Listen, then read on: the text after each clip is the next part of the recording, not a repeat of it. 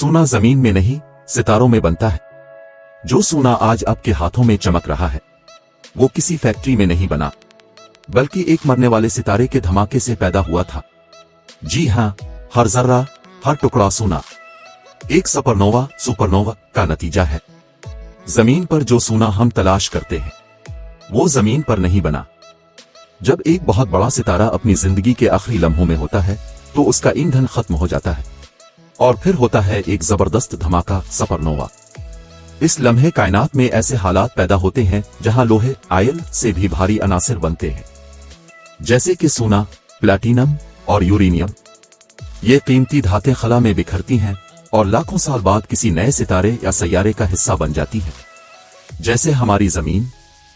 तो जो सोना आज आपकी अंगूठी, चीन या सके में है, वो हकीकत में अरबों साल पुराना है और एक टूटते हुए सितारे की आखिरी निशानी।